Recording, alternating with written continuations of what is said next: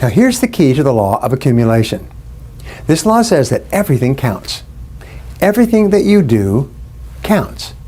The biggest mistake that people make is they think that only what they want to count counts. No. When you read a book, when you listen to an audio program, when you go to a course, when you go to bed early and get up early and you work, it all counts. And it's all going on the plus side of your ledger. But when you watch television, waste time, hang out, fool around, and so on, all of that counts as well. And it's going on the negative side of your ledger. This is why most people never get anywhere. Most people are incapable of picking a direction and going. Just going. They observe the possibilities.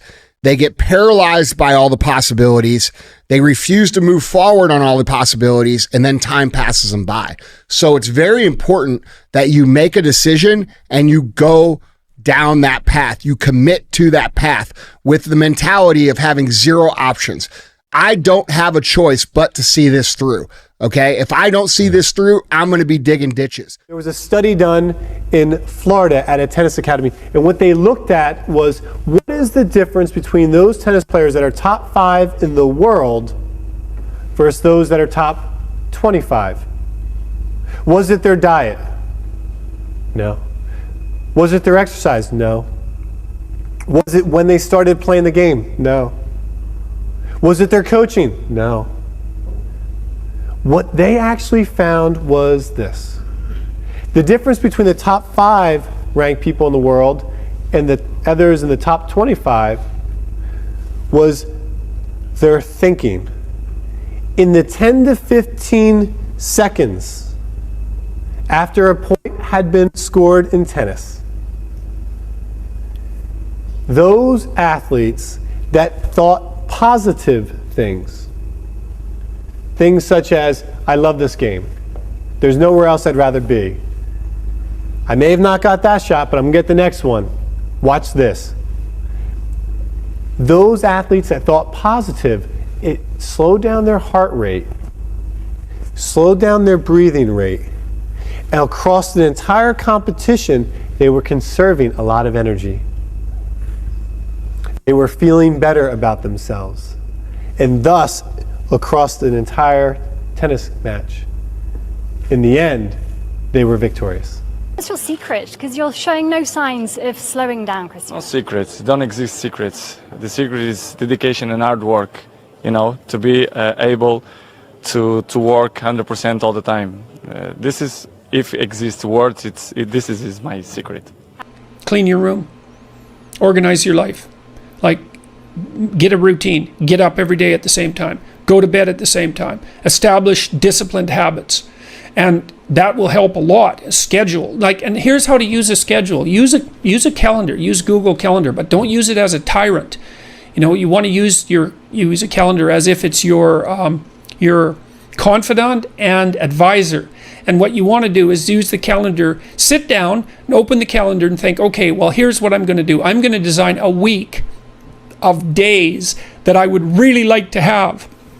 So what that would mean then is that you would schedule things that you would consider meaningful and productive, you know, on a daily basis, so that you feel that your life is justified by having a day like that, and also to schedule enough of your responsibilities so that you make progress day by day instead of falling farther behind. To be doing something that you are truly passionate about. It cannot just be, I want to make money. Everybody wants to make money. You got to be doing that one thing that you would be willing to do for free. The one thing that gets you so excited the sun cannot come up soon enough in the morning because you want to go and do your thing. Right? The one thing that makes you say, I want to become world class at this. And you got to be willing to take those little baby steps that it takes to achieve that. It's those day-by-day goals that make those big things happen. Okay? Remember, it's not what you have, but what you do with what you have that separates winners from losers. It's not what happens to you, but how you respond to what happens to you that counts.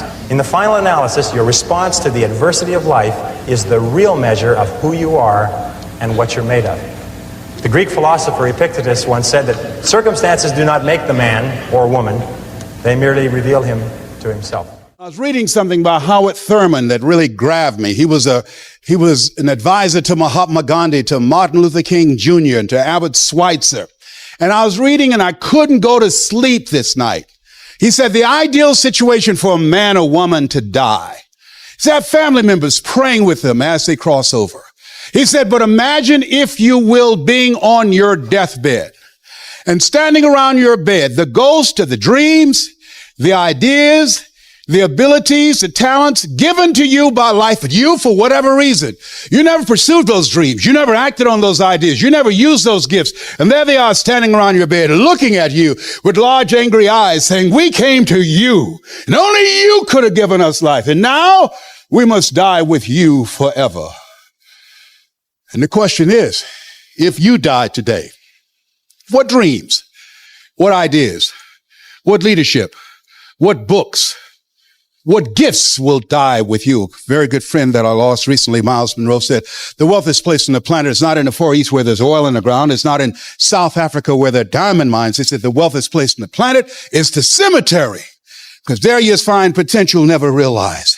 There you find dreams never pursued. There you find people allow themselves to be imprisoned by fear and living a small life. We're in this space now, part of the space, where everyone wants to go like this. Right? That pace, that rhythm. Sometimes you got to take baby steps when you don't know, when you're not sure, when it's not as clear to others, but you have to see it in your mind. And most importantly, you have to see it in your soul and say, this is where I'm going. And as far as this idea of the goals getting further away, I will submit to you, it's not that they're getting further away, but they get bigger. When you have one little success that allows you to build on that, and you have another little piece of success, and another piece, and then you get a chunk, and then you realize, whoa, when you're doing something you're truly passionate about, the opportunities are as big as the sky. The best piece of advice that I ever received is that you are what you think about. Everything that you think about, you become. You become what you think about. Thoughts lead to actions. Actions lead to behaviors. Behaviors leads to lifestyle. Lifestyle determines your destiny. So everything begins in the mind. If you can control and wield your mind, you can very much determine your destiny. If you can determine that regardless of what your mind says, you will go to the gym, you will develop a physique unlike 99% of society. If you decide to work on your business and you decide and you commit and you determine your mindset and you wield it, you can become successful. If you determine to be a studious individual and knowledgeable, you will be knowledgeable. If you determine to be rich, you'll be rich. Everything is in your control. If you're going to try, go all the way. Otherwise, don't even start. If you're going to try, go all the way. This could mean losing girlfriends, wives, relatives, jobs, and maybe your mind. Go all the way. It could mean not eating for 3 or 4 days. It could mean freezing on a park bench. It can mean jail. It can mean derision, mockery, isolation. Isolation is the gift. All the others are a test of your endurance, or how much you really want to do it. And you'll do it, despite rejection and the worst odds, and it will be better than anything you can imagine. If you're going to try, go all the way. There's no other feeling like that.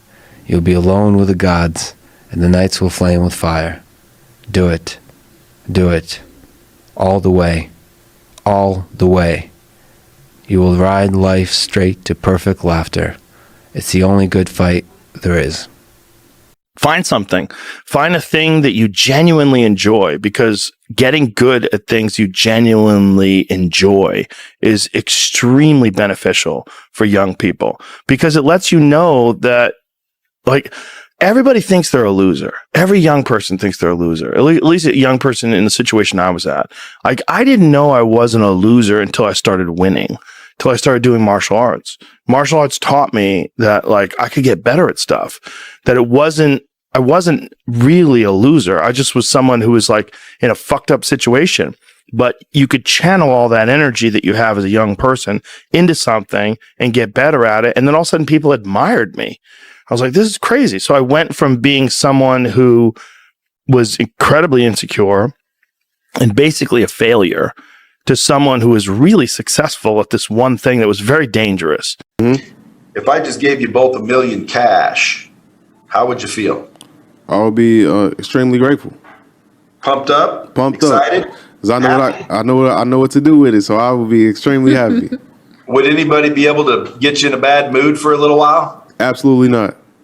Okay, Deanna, would you agree? I would agree 100%. I'd be walking on cloud nine. Okay, now pay it on cloud nine, right? Yep. Now listen, because this is big. If I had a bomb button, I'd press it. You ready? Yep. Mm-hmm. If I said I'll give you the $1 million, matter of fact, I made it 10 million. Okay. But you couldn't wake up tomorrow. You're done. Would you take it? Absolutely not. Okay, so what you're both saying is that just waking up tomorrow is worth more than $10 million. That's hell of a perspective, and that, yep, it is. Yeah. It is worth it. Then why ain't you feeling that way every damn time you wake up? The best way to get the optimum results out of your day is to plan your day the night before. There are two reasons for this. Too often during the day, we're just responding to everyone else's needs instead of doing our intended plan. So if you don't have a plan, you're guaranteed not to be doing what you want to do. You'll be responding to other people. The second reason for planning your day the night before is you can rationally decide what you're going to do at what time of the day. Too often people just work from a to-do list. What you want is to schedule exactly what you're going to do at what time. Schedule how long you think it's going to take. And by doing it the night before, here's the payoff. All night long, your unconscious and subconscious mind is going to be working on how to make that happen. It's going to be coming up with creative ideas, pulling information from your past memory into the present so you can utilize it, and literally planning your perfect day. It's like having an employee working for you all night long. If you do it in the morning, you don't get that benefit. And then start to work your plan. Plan your life, work your plan. You're going to be very, very successful. I fell in love with an essay by Strangest Loop, and it is a list of things that are not doing the thing. So here is a list of things that are not doing the thing. Preparing to do the thing isn't doing the thing. Scheduling time to do the thing isn't doing the thing. Making a to-do list for the thing isn't doing the thing.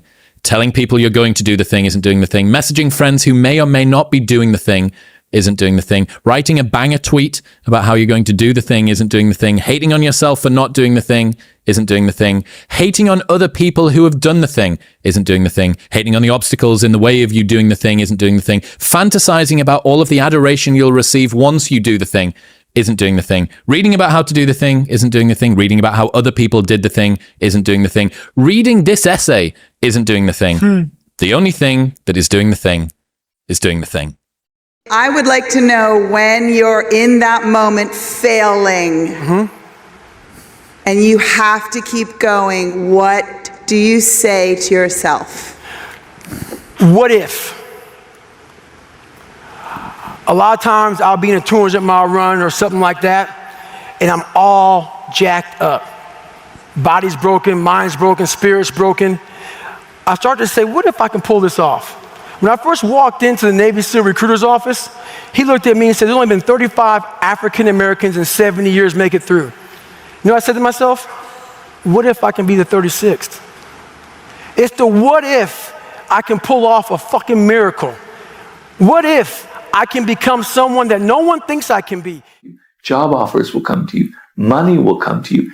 If you have this kind of inner strength, this kind of inner power that I think is the ideal for young men today in the world. It's very confusing right now because everything is so fluid and we're all supposed to think that there's no such thing as masculinity anymore, that it's toxic. But real masculinity, that real kind of strength that I'm talking about, is not toxic at all. It is not out there to hurt people. It's not out there to dominate, to be aggressive, to push people around. It's all about an inner strength an inner confidence that you radiate outward. And that's a beautiful, beautiful thing. And I advocate making that your ideal and making that the kind of the radar that guides you through these very difficult times. Getting over failure and finding success begins with taking 100% responsibility for your life. You have to give up your excuses and victim stories. You have to drop all the reasons you can't succeed or haven't succeeded so far. I know it's a challenge, but if you want to get ahead, you have to take complete responsibility for everything you experience in your life. When we have setbacks, we get sidetracked with blame and excuses, and we give away the power of personal responsibility. You can change that. When something doesn't turn out, you can ask yourself, how did I create that situation? What did I say or not say? How did I get the other person to act that way? You may think you can't control other people's actions, and you're right. You can't. But we have a part in everything that happens. What if you hear that people have said something bad about you? Maybe it isn't even true, but you can think back and see your part in it. Maybe you've criticized them in the past without having all the information. Maybe they've heard you criticize others. Our actions affect people in ways we can never imagine. And finally, you want to ask yourself the real power question. What will I do differently next time to get the result I want? It's great to know what you did to contribute to your own difficulties, but it's pretty useless if you don't put that knowledge to work. Let it help you. Let it move you forward. After watching that film, I come to understand if I could work that hard every day, with being blessed with the physical tools that I have, what would my career be? And I made a promise to myself from that day that I was going to work that hard every single day so that when I do retire, I have no regrets. And that was the most important thing for me, is to leave no stone unturned, get better every single day. And if I lived that way, then over time, I'd have something that was beautiful. But that was my philosophy. It seems like a pretty simple one, but if you live your life to just get better every single day, and do that for 20 years, what do you have? Say is, when you grow up, you tend to get told that the world is the way it is, and your life is just to live your life inside the world, try not to bash into the walls too much, try to have a nice family life, have fun, save a little money. But life, that's a very limited life. Life can be much broader once you discover one simple fact, and that is everything around you that you call life was made up by people that were no smarter than you. And you can change it. You can influence it. You can build your own things that other people can use. And the minute that you understand that you can poke life and actually something will, if you push in, something will pop out the other side, that you can change it, you can mold it. That's maybe the most important thing, is to shake off this erroneous notion that life is there and you're just going to live in it, versus embrace it, change it, improve it, make your mark upon it. I think that's very important. And however you learn that, once you learn it, you'll want to change life and make it better, because it's kind of messed up in a lot of ways. Once you learn that, you'll never be the same again. Make that kind of big decision. And, I'd already talked to my wife about this, and she was very supportive and said, look, you can count me in 100%, whatever you want to do. It's true. She had married this kind of, fairly stable guy and a stable career path, and now he wanted to go do this crazy thing, but she was 100% supportive. So it really was a decision that I had to make for myself. And the framework I found, which made the decision incredibly easy, was what I called, which only a nerd would call, a regret minimization framework. So I wanted to project myself forward to age 80 and say, okay, now I'm looking back on my life. I want to have minimized the number of regrets I have. And I knew that when I was 80, I was not going to regret having tried this. I was not going to regret having trying to participate in this thing called the internet that I thought was going to be a really big deal. I knew that if I failed, I wouldn't regret that. But I knew the one thing I might regret is not ever having tried. And I knew that would haunt me every day. And so when I thought about it that way, it was an incredibly easy decision. And I think that's a very good, it's if you can project yourself out to age 80 and sort of think, what will I think at that time? It gets you away from some of the daily pieces of confusion. You know, I left this Wall Street firm in the middle of the year. When you do that, you walk away from your annual bonus. And that's the kind of thing that in the short term can confuse you. But if you think about the long term, then you can really make good life decisions that you won't regret later.